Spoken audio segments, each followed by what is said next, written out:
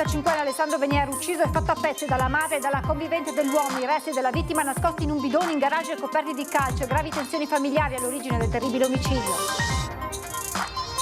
71enne volontario della parrocchia di Piave di Sacco rimprovera un minorenne. Per tutta risposta viene colpito con un pugno e batte la testa. L'uomo in ospedale con un serio trauma cranico. Tragedia tiene il runner 35enne Mattia Sella stroncato da un malore poco dopo la fine di una corsa podistica. Il cordoglio della comunità. Studentessa in affitto a Venezia pubblica il video con gli insulti della padrona di casa che l'ha cacciata. L'Unione Universitari, discriminazione inaccettabile. Stop agli appalti a cooperative private per garantire personale alle strutture pubbliche. La decisione di creare forti disagi negli ospedali. Controlli serrati e multe che partono da un minimo di 150 euro. Dalla mezzanotte parte la rivoluzione Barca Velox nei canali di Venezia. Da Picasso a Van Gogh presentati i primi eventi che condurranno all'inaugurazione della mostra evento di Marco Goldina al Museo di Santa Caterina a Treviso. Intanto il boom sui social e la prevendita vola. Edizione regionale dei telegiornali di Antenna 3, buonasera e ben ritrovati. Lo avete sentito dai titoli, partiamo con l'orrore a Gemona del Friuli. Un uomo trovato senza vita, fatto a pezzi in un bidone nascosto in garage. È stato fatto a pezzi, ricoperto di calceviva e nascosto in un bidone. Non è la scena di un film horror, ma la realtà sconvolgente di quanto accaduto a Gemona del Friuli, in provincia di Udine. Il corpo senza vita di Alessandro Venier, 35 anni, è stato trovato questa mattina all'interno di un garage in via dei Lotti, adiacente all'abitazione dove viveva. L'allarme è scattato intorno alle 10:30 e in pochi minuti sul posto sono arrivati i carabinieri, i vigili del fuoco, la scientifica, la polizia locale, un'ambulanza e l'automedica. Via dei Lotti è stata chiusa per ore mentre gli investigatori cominciavano a esaminare una scena del crimine tra le più agghiaccianti degli ultimi anni nella zona. Secondo una prima ricostruzione il cadavere era stato smembrato, chiuso in un bidone comparso di calceviva, un tentativo verosimilmente di accelerare la decomposizione e nascondere l'odore.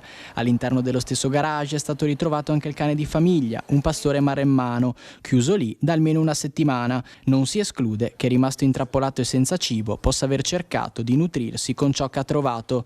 L'omicidio infatti potrebbe risalire ad almeno 7 giorni fa. Alessandro viveva con la madre, Lorena Venier, 61 anni, che dalle nostre immagini vediamo venire verso di noi, e con la compagna, una donna colombiana di circa 30 anni, madre del loro bambino di appena 6 mesi. Dalle prime informazioni le due donne avrebbero ammesso l'omicidio. Gli inquirenti ora stanno verificando effettivamente i racconti raccolti durante gli interrogatori. Si indaga infatti su un possibile contesto di tensioni familiari, un quadro complicato che gli inquirenti stanno cercando di ricostruire con attenzione. Secondo quanto emerso, la compagna inoltre era seguita dai servizi psichiatrici del CSM subito dopo il parto. Nel frattempo la bambina è stata affidata ai servizi sociali che ora ne hanno preso in carico la tutela. Le indagini sono in pieno corso, si lavora per capire cosa sia accaduto davvero in quei giorni e cosa abbia portato a una morte così atroce. Intanto Gemona è sotto shock, la notizia si è diffusa rapidamente e l'intera comunità si interroga sconvolta davanti a un crimine maturato nel silenzio di una casa apparentemente normale. Non essendo coscritti non frequentavamo le stesse compagnie, insomma avevamo una certa distanza d'età e quindi era parecchio tempo che non lo vedevo, sapevo che lavorasse all'estero, comunque si trasferisse all'estero spesso, era un bel po' che non lo vedevo. Si tratta di un dramma molto, molto grave e adesso insomma tutta la comunità si stringe attorno alla figlia perché è quella che ha bisogno di ricostruirsi una vita e una famiglia. E a Gemona la scientifica ha proseguito per ore le ricerche e l'analisi delle parti del corpo ritrovate, sconvolti naturalmente i vicini. La morte di Alessandro Venier ha scosso profondamente un'intera comunità, non solo per l'omicidio in sé, ma per le modalità brutali con cui è stato messo in atto. Il corpo tagliato in più parti, poi disposto all'interno di un bidone, nascosto in garage e coperto con più strati di calceviva. I principali indagati sono la madre, Lorena Venier, 61 anni, infermiera all'ospedale di Gemona, e la compagna, una 30enne colombiana, madre della loro bambina di 6 mesi. Avrebbero subito ammesso l'omicidio e gli inquirenti stanno verificando i loro racconti. La Una scientifica ha operato per ore all'interno del garage. Analizzando nel dettaglio i resti, ha esteso le ricerche anche nei terreni vicini all'abitazione e lungo il fiume Ledra. Secondo quanto trapelato, si stavano cercando infatti eventuali altri resti del corpo che potrebbero trovarsi nelle vicinanze. A supporto delle indagini è intervenuto anche il servizio veterinario. Il cane di famiglia, un pastore maremmano, rimasto chiuso per giorni all'interno del garage, è stato infatti recuperato ed affidato al servizio di trasporto animali per le cure necessarie. Le dinamiche del delitto restano ancora da chiarire. Non è ancora stato accertato in che modo Alessandro sia stato ucciso, né quando con precisione. Secondo una prima stima, però, la morte risalirebbe ad almeno una settimana fa. Le indagini proseguono serrate. In queste ore la madre e la compagna sono state sottoposte a nuovi interrogatori nel tentativo di chiarire cosa sia accaduto in quei giorni e cosa possa aver scatenato tanta violenza. Un omicidio che per la sua crudeltà ha lasciato il segno e che ha lasciato senza parole anche i vicini di casa, sgomenti di fronte a un orrore consumato nel silenzio proprio accanto a loro. Sta male, no? Una cosa così perché è giovane, no? E poi la bambina piccolina. Parlavo sempre, si fermava sempre, è venuto a fare anche le condoglianze per mio figlio che è morto 6 mesi fa. La madre di Alessandro sì, la moglie sì, la compagna di Alessandro non la conoscevo tanto perché si passava ogni tanto con la piccola lì. E Alessandro com'era? Era un po' vivace, sì. Non normale insomma, vivace molto. Dopo l'altra gente non so come si comportava, ad ogni modo con me non ha mai comportato male. No? È sotto shock la comunità di Piove di Sacco, dove ieri sera è stato aggredito da un 17enne, un volontario del centro parrocchiale di Sant'Anna. Era in corso un incontro nel centro parrocchiale di Sant'Anna di Piove di Sacco. C'era anche il parroco, don Giorgio De Checchi. Fuori un adolescente continuava a infastidire. Per questo un uomo di 71 anni, un volontario della comunità molto conosciuto, è uscito per dirgli di smetterla. La reazione è stata immediata e ha colto tutti di sorpresa. Il 17enne ha alzato il braccio e ha colpito alla testa il 71enne con un pugno violentissimo che lo ha fatto cadere per terra perdendo i sensi. Tutti subito sono usciti e si sono prodigati a soccorrere l'uomo, che è stato trasportato in ambulanza in ospedale a Padova, dove è ricoverato nel reparto di neurologia per un trauma cranico. Le sue condizioni non sono gravi, ma sono in corso ulteriori accertamenti. Non ha parole il parroco, che al telefono racconta come siano 2 anni che un gruppo di adolescenti, italiani e stranieri, si ritrova nella piazza davanti alla chiesa con quelli che definisce atteggiamenti poco civili. Il 17enne è ben conosciuto, tanto che grazie all'aiuto delle immagini delle telecamere che la polizia locale ha fornito ai carabinieri, il giovanissimo è già stato identificato e un fascicolo è sul tavolo della procura presso il Tribunale dei minori di Venezia. Senza parole è preoccupata anche la sindaca Lucia Pizzo, che conosce bene il volontario e non riesce a darsi ragione di quanto accaduto. Un gesto che interroga tutti. Un gruppo di ragazzi che in quartiere è noto, quello al quale appartiene anche il 17enne, chi lo ha visto crescere non può credere a quanto sia accaduto solo poche ore fa. Sono molto stupita perché non c'ero, non so la dinamica, però so che il ragazzo è educatissimo, a modo, di buona famiglia. Cioè, con noi è sempre stato squisito, mi ha sempre salutato tutti i giorni col sorriso e i genitori sono 2 persone oneste, corrette, proprio non posso dire niente qua del quartiere, proprio un ragazzino che potrebbe essere mio figlio. Le indagini vanno avanti. Nel frattempo questa sera nella chiesa di Sant'Anna la comunità si ritroverà insieme per pregare per la salute del volontario ferito e perché simili episodi non accadano più. Dramma a Thiene, dopo la corsa podistica muore runner di 35 anni. Aveva tagliato il traguardo della gara podistica Corrinconca di Thiene e subito dopo è stato colpito da un malore improvviso. È quanto ricostruito per la tragedia che si è consumata nella serata di mercoledì poco prima delle 22. La vittima è un podista di 35 anni, residente nel comune vicentino, Mattia Sella, che aveva preso parte all'evento con alcuni amici. Manifestazione sportiva che si svolge ogni anno nell'ambito della sagra paesana di San Gaetano, dove per iscriversi è necessario il certificato medico. Manifestazione manifestazione che è stata subito interrotta. Il ragazzo che conoscevo perché abitava proprio nel quartiere della Conca, che è fra l'altro il quartiere più popoloso di Thiene con 5.700 abitanti. A fine corsa, a fine gara si è appoggiato a una transenna ed è caduto a terra. Subito si è capito che la cosa era alquanto grave, ma sono intervenuti immediatamente i soccorsi, fra l'altro presenti in loco. Nonostante i tentativi di rianimare il giovane da parte dei soccorritori, non c'è stato nulla da fare. Sul posto, oltre ai soccorsi, è arrivato anche il primo cittadino che ha voluto esprimere vicinanza e solidarietà alla famiglia a nome di tutta la comunità profondamente toccata dalla tragedia. Io sono vicinissimo alla famiglia, che spero di andare a trovare quanto prima, ed è un dramma immane perdere un ragazzo di questa età, di 35 anni, in una maniera così tragica. Cordoglio espresso anche da Don Eros Bonetto e dalla parrocchia di Maria Ausiliatrice alla Conca attraverso un comunicato in cui si legge: siamo frastornati e addolorati, un momento di festa si è trasformato in una tragedia inaspettata che ci ha lasciato smarriti e senza parole. Parrocchia che si stringe alla famiglia portando la vicinanza del vescovo della diocesi di Padova in una preghiera per Mattia. Sta suscitando indignazione in tutta Italia l'episodio di una studentessa di Venezia sfrattata dalla proprietaria perché è del sud. Quindi mi conferma che le ragioni per cui mi sta cacciando di casa prima del dovuto... Attenziosa, arrogante, comportati, sei una gran maleducata, maleducata. Si deve fare nella vita. Terrona io. Grande. Veneziana. Questi sono i veneziani. Studentessa originaria del sud Italia, aveva regolarmente pagato l'alloggio a Venezia fino al 30 luglio, ma si è ritrovata sfrattata in anticipo, non per una dimenticanza o un disguido, ma, secondo la sua denuncia, per un atto di puro razzismo. Terrona io.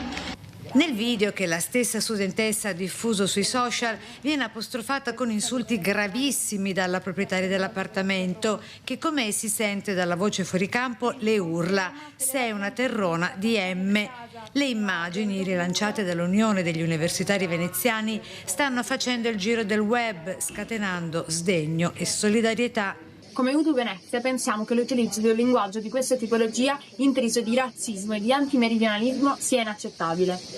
Non è un caso isolato, ma si tratta del sintomo di un clima sempre più ostile nei confronti di chi viene trattato come corpo estraneo solo per la propria provenienza geografica. Un episodio che riaccende i riflettori su un fenomeno che si credeva superato, il razzismo interno e i pregiudizi che spaccano ancora il paese tra nord e sud. Siamo al fianco della studentessa colpita e di tutte le persone che subiscono discriminazioni di questa tipologia ogni giorno. Intanto la studentessa ha lasciato Venezia profondamente scossa e il video rimosso dai social. La vicenda ora potrebbe avere risvolti legali perché dietro le calli, le cartoline e il turismo di massa c'è ancora chi crede che essere del sud sia una colpa. A Venezia, come altrove, il razzismo non ha solo il colore della pelle, ha accento, provenienza, pregiudizio e troppo spesso ancora trova casa.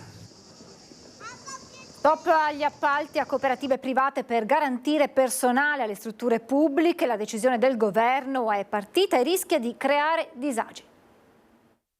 In Veneto i lavoratori esterni della sanità, medici, infermieri, operatori sociosanitari sono circa 1 migliaio, organici al funzionamento di pronto soccorso e reparti che senza la loro presenza potrebbero correre dei seri rischi. Il caso dell'ULSS 6 di Padova è emblematico. Con quasi 1 milione di cittadini utenti, l'ULSS Euganea è l'azienda sanitaria più vasta del Veneto. A ottobre 2025 entreranno in servizio liberi professionisti, medici e per Montagnana anche infermieri, vincitori di una gara conclusa a giugno 2025, nei tempi quindi previsti dalla nuova normativa. La gara è stata espletata soltanto a seguito di una rigorosa ricerca di tutte le possibilità esistenti che riguardano il reclutamento di personale attraverso concorsi, attraverso avvisi di mobilità interni ed esterni. Questo è stato esperito per tempo e avrà decorso la gara da ottobre-novembre dell'anno 2025 con durata massima di 1 anno. Riguarda i pronto soccorsi dell'ospedale di Pieve di Sacco, di Cittadella, di Campo San Piero, il punto di primo intervento di Montagnana e l'anestesia e rianimazione di Piove di Sacco. Come sarà organizzato il personale? Nel pronto soccorso di Campo San Piero e Cittadella la cooperativa coprirà 8.760 ore, un medico al giorno.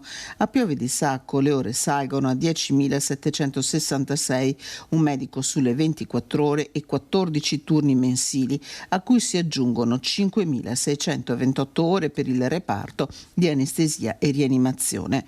Per quanto riguarda il punto di primo intervento di Montagnana, il servizio è affidato interamente alla cooperativa. A questi si aggiungono medici che operano nella pediatria di Schiavonia, ad esempio. In questo momento possiamo soltanto confidare nel reclutamento, in un nuovo intervento da parte del legislatore. La politica regionale e centrodestra, in attesa del tavolo nazionale, sembra più vicina all'ipotesi di un candidato leghista per Palazzo Balbi, ma Fratelli d'Italia non molla. Abbiamo quadruplicato gli iscritti e oggi siamo anche nei comuni capoluogo di questa regione, nei consigli comunali, il partito di maggioranza, il partito più importante, sinonimo di una crescita grande, di una classe dirigente che è maturata. Insomma, una classe dirigente che merita di guidare il Veneto, sembra quasi voler dire il coordinatore regionale di Fratelli d'Italia, Luca De Carlo, nei giorni in cui il rebus centrodestra per Palazzo Balbi vive i suoi momenti cruciali. Un tira e molla che però sembrerebbe riportare l'ago della bilancia verso un candidato governatore leghista, vede la voce Alberto Stefani, anche se non sono in pochi nel carroccio a ipotizzare un possibile exploit di Massimo Bitonci. Da par suo De Carlo, che nella rosa ristretta dei nomi sul versante Fratelli d'Italia, resta convinto che la forza dei meloniani in Veneto sia preponderante e lo conferma nel giorno in cui taglia un traguardo importante come leader regionale del partito. La nomina era arrivata il 7 febbraio 2020. Sono passati esattamente 2000 giorni. 2000 giorni nei quali siamo cresciuti come partito. Siamo passati dal 6,76% delle europee del 2019 al 9,55% delle regionali 2020, al 32,6% delle politiche 2022, per poi finire al 37,6% delle ultime europee. Snoccioli i dati come a confermare il Veneto tocca a noi. Crescita, dice De Carlo, merito di Giorgia Meloni, definita la più veneta dei premier per il suo senso pratico, ma anche del partito in tutte le sue componenti, dai semplici militanti agli amministratori. In attesa di Roma, lo sguardo a Palazzo Balbi resta insomma ben fissato. Sappiamo che saremo in grado di affrontare tutte le sfide con una grande consapevolezza e che soprattutto con la grande voglia di dimostrare che i nostri valori sono valori che i veneti apprezzeranno.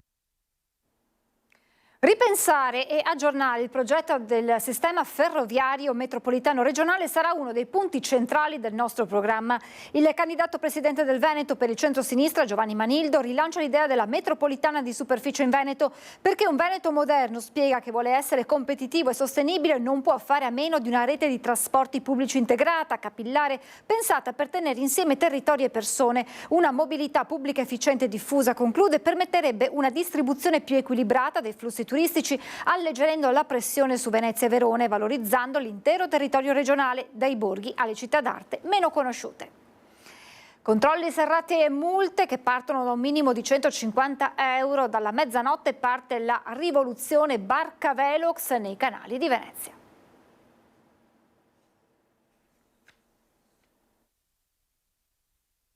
Con tutta probabilità, la mezzanotte tra il 31 luglio e il 1 agosto 2025 si candida a rappresentare uno spartiacque nella storia della navigazione a Venezia. Dopo 2 mesi di sperimentazione, infatti, il sistema Barca Velox entra ufficialmente in funzione, rilevando e in caso multando tutte le imbarcazioni che non rispettano i limiti di velocità. E come funzionano i Barca Velox? Funzionano come il tutor in autostrada. Un cancello d'entrata, un cancello d'uscita. Vengono scattate 2 foto per accertare che l'imbarcazione sia esattamente quella e poi spazio fratto tempo dà la velocità. Il primo Barcavelox immortala quindi il passaggio della barca, registrandone l'orario e la targa. Più avanti il secondo calcola il tempo impiegato a compiere quel percorso, determinando così la velocità. Il limite è di 7 km all'ora in Canal Grande, 11 in spazi più ampi come Fondamente Nove e Giudecca, 5 in canali interni come Rio Novo o di Cannareggio. Il sistema considera una tolleranza di 2 km all'ora e un arrotondamento di 1 chilometro. Basta superare di 1 chilometro il limite con la soglia di tolleranza, ovviamente la multa di quant'è? 150 euro più le spese. Se si paga entro 3-5 giorni? Non c'è lo sconto, in acqua non si applica lo sconto 30.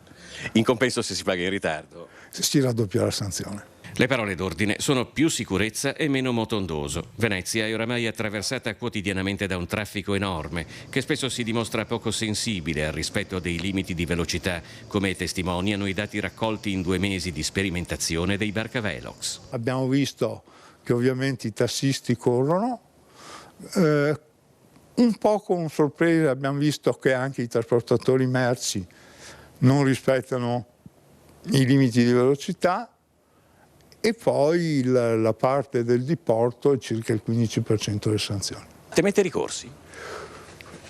Sicuramente gli avvocati tenteranno i ricorsi, però abbiamo preso tutte le misure e abbiamo interpretato tutte le norme sempre pro reo, abbiamo fatto tutto quello che si deve. Tra l'altro le immagini che non sono utilizzate ai fini sanzionatori vengono immediatamente cancellate. Voltiamo pagina. Da Picasso a Van Gogh, presentati i primi eventi che condurranno all'inaugurazione della mostra evento di Marco Goldin a Treviso.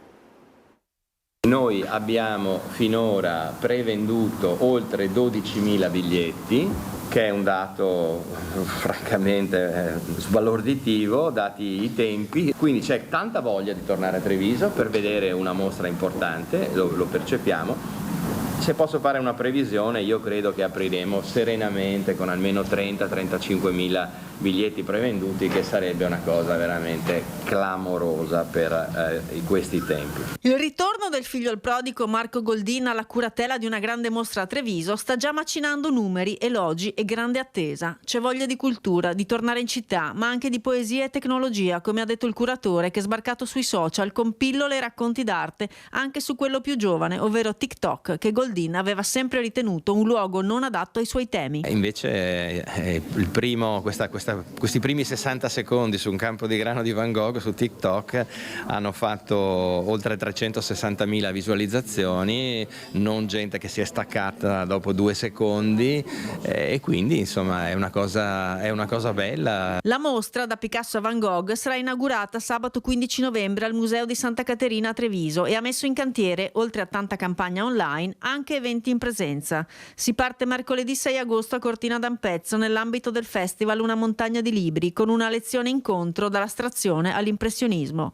Giovedì 18 settembre al Teatro del Monaco di Treviso lo spettacolo, promosso da Centro Marca Banca, vedrà in scena Goldin accompagnato al pianoforte da Remo Ansovino per una narrazione poetica. Poesia e tecnologia credo che sia un binomio assolutamente, ma anche fondamentale per il mondo in cui viviamo, quindi riuscire a coniugare dentro proprio una sigla poetica le parole, le immagini, la musica, coniugare tutto questo con un linguaggio contemporaneo. Intanto la mostra potrebbe avere un prequel, dato che le opere arriveranno con un mese di anticipo dalla Nuova Zelanda. Si sta già pensando quindi ad eventi collaterali connessi almeno 2 settimane prima dell'inaugurazione ufficiale. Grandi complimenti stanno già arrivando dal Toledo Museum, che presta i quadri. Il catalogo, di ben 300 pagine, presenta anche un saggio scritto dallo stesso curatore e sarà un vero e proprio libro da collezione. Sì, il Museo Americano ha apprezzato molto lo sforzo, non immaginava assolutamente che avremmo prodotto un catalogo simile. Pronto anche il merchandising, dalle shoppers di Van Gogh all'ombrello di Monet, al Prosecco delle Colline. Treviso attende che il suo Golden Boy le faccia rivivere i grandi fasti. È tutto, vi lascio la sigla e le previsioni del tempo. Grazie per averci seguito, buona serata.